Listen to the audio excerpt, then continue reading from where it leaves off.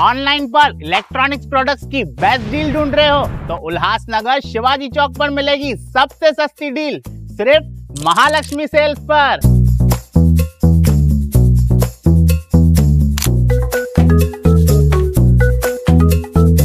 यहाँ पर अवेलेबल है premium TV, washing machine,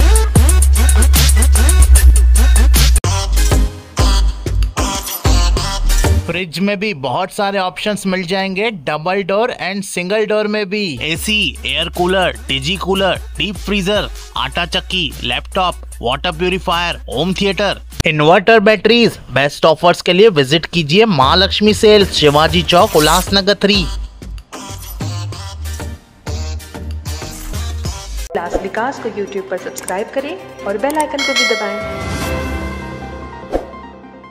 Ulhasnagar मनपा पैनल 19 और 20 में अम्बेडकर नगर और हिल्लान पुलिस स्टेशन के पीछे के इलाके के लोगों ने सड़क, पानी, टॉयलेट, सफाई और हेल्थ केयर जैसी बेसिक सुविधाओं की अनदेखी के खिलाफ आज से आमरण अनशन शुरू कर दिया है।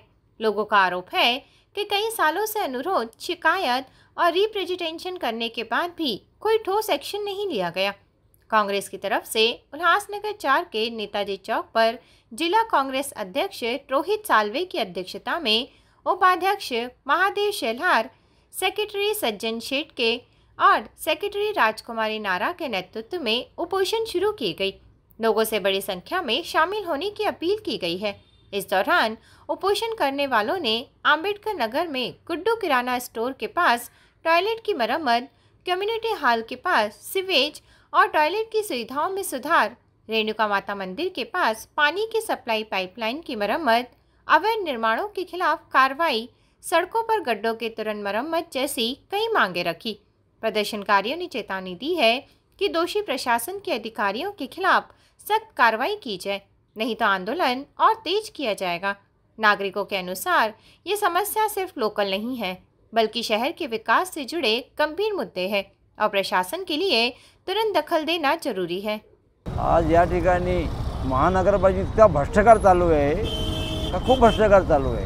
आज कम से कम ह्या मागण्यासाठी मी कम से कम किती जण बसलेला हो, पण आता त्याचा पाठपुरावा करून अजून कोणी आम्हाला टाळाटोळीचे उत्तर दिलेले आहेत। त्याच्यानंतर आमचा एक शौचालयाचा आहे, एक समाज मंदिरचा आहे, एक समजो नाल्या सफाईचा आहे, एक समजो रोडवर गड्डे पडलेले आहेत, एक बगीचा पडलेला आहे, त्याच्यानंतर एक नाला आहे, त्याच्यानंतर गटारीचं पाणी रोडवर थांबून जाते आंबेडकर नगरमध्ये, त्याच्यासुद्धा आम्ही मागण्या केलेल्या आहे। अशा आमच्या 30-40 मागण्या आहेत। या मागण्यामधून आम्ही एक पाठपुरावा किती केलेले आहेत, मुख्यमंत्री सगळ्यापर्यंत पाठपुरावे केलेले आहेत, पण हे काय आम्ही तिथं गेलो म्हणजे काय म्हणतात, हा तुमची चर्चेला या। त्यांनी आम्हाला स्वतः रिपोर्टसुद्धा दिलेले आहेत का तुम्ही 30 तारखेला या। 30 तारखेला गेल्यानंतर सांगतात का तुमच्या मान्यता पुऱ्या होईल, तरी आजपर्यंत मान्यता पुऱ्या झाल्या नाही आहे। म्हणून लास्टला मी उपोषणाला बसलो। जर आता नाहीच झाले तर आम्ही याच्या पुढे आम्ही उपोषण मोर्चा जोराने काढणार आम्ही। आज आंबेडकरमध्ये शौचालय कमीत कमी 40 वर्षापासून आहे। त्याच्यानंतर काय झालेलं आहे की त्यावेळेस बिल्डरनं त्याचे कार्यकर्ते लोकांनी हातीशी धरून महानगरपालिकेचे जे अधिकारी होते भोईर साहेब याला धरून त्या जागेचा पंचनामा केला। पंचनाम्यात असं नमूद केलं आहे का हे शौचालय 2 वर्षापासून बंद आहे। त्याच्यानंतर आम्हाला असं माहिती पडलं का बा असं त्याच्यात गेलेलं आहे। मी माहितीच्या अधिकाऱ्याच्या प्रमाणे मी त्याचे डॉक्युमेंट मागितले, त्याच्यात भूमिकेचा उल्लेख आहे का हे शौचालय 2 वर्षापासून बंद आहे, वापरत नाही, त्या जागेवर समाज मंदिर व्हावं। अरे माझं म्हणणं आहे का आज झोपडपट्टीचा विकास आहेत, 10 बाय 10चे घरं आहेत, त्याला चंबर नाही काही नाही, आणि तिथं तुम्ही म्हणता का तोडून शौचालय बना। शौचालय त्याच्या बाजूला समाज मंदिर, 100 फुटाचे शौचालय तिथं समाज मंदिर आहे त्याच्या बाजूनेच। तरी आमचं म्हणणं आहे का मी चांगलं समाज मंदिर बी बांधवा बाजून आहे, ते शौचालय जागा राहू द्या, याला तुम्ही छाळछाळी करू नका। या भोईरनं काय केलं, महानगरपालिका उपायुक्त सगळ्याला गाईड केलं का नाही साहेब तिथं शौचालयच नाही होते, त्याची मिटिंगा बी केल्या। म्हणून हा भोईर अधिकारी जे आहे त्याच्यानंतर पवार साहेब आले, पवार साहेबांनी त्याच्यानंतर अधिक त्याचा रिजेक्ट मारला। पवार साहेबांनी सांगितलं की हे शौचालय चालू आहेत। म्हणून माझं म्हणणं आहे की एक महानगरपालिकेला एक कर्मचारी म्हणतो शौचालय बंद आहे, एक कर्मचारी म्हणतो शौचालय चालू आहे, म्हणजे हे काय लावलेलं आहे। म्हणजे माझं म्हणणं आम आदमी लोकांनी काय करावं, कोणापाशी न्याय घ्यायला जावं। म्हणून आज या करताना माझं म्हणणं आहे का गरीबी वस्ती राहतात, आज गरीब वस्तीचे काय 10 बायदेचे घर आहेत, त्याने शौचालयाला जावं कुठं?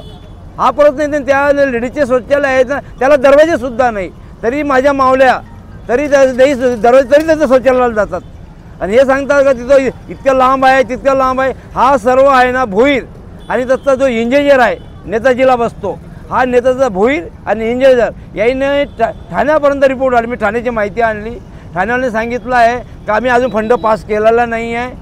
त्याने आमच्याकडे फक्त रिपोर्ट पेपर दाखल केलेले आहेत, आम्ही आजपर्यंत काही त्याचं केलं नाही. त्याने मला लिखित दिलं का आम्ही हा शौचालयाचा फंड पास केला नाही आहे. आणि इथं महानगरपालिकावाले म्हणते का आम्ही फंड हा पास झाला. अरे फंड पास झाला आहे तर कमसे कम ते समाजमध्ये चालू करा, शौचालय चालू करा ना, समाजमध्ये चालू करा.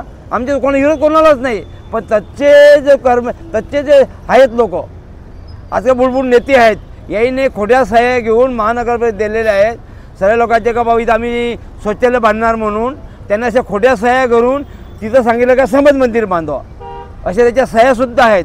म्हणून माझं म्हणणं आहे त्याचा जो पंचनामा केला आहे ना, त्या पंचनामाच्या आजूबाजूने त्याच्याकडे सगळे शौचालय आहेत आणि ते त्यानं पंचनामा केलेला आहे, त्यानं सह्या केले, त्याचे स्वतःचे घरचे लोक ते शौचालयाला येतात, त्याचे माझे फोटोसुद्धा आहेत. म्हणजे किती खोटे काळाबाजार चालू आहे. म्हणून हा अधिकारी काहीतरी घेऊन कोणाच्या दबावामुळे म्हणून हा खोटे रिपोर्ट देतो. आणि मी त्याची माहिती बी मागितली, त्यानं मला आजपर्यंत माहिती दिली नाही. मला रोज टाळण्याचे उत्तर करता.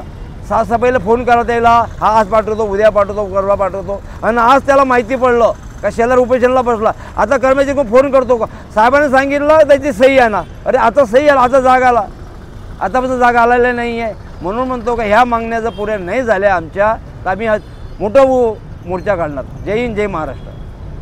ब्यूरो रिपोर्ट, उल्लासनगर, उल्लास विकास. उल्लास विकास को YouTube पर सब्सक्राइब करें और बेल आइकन को भी दबाएं।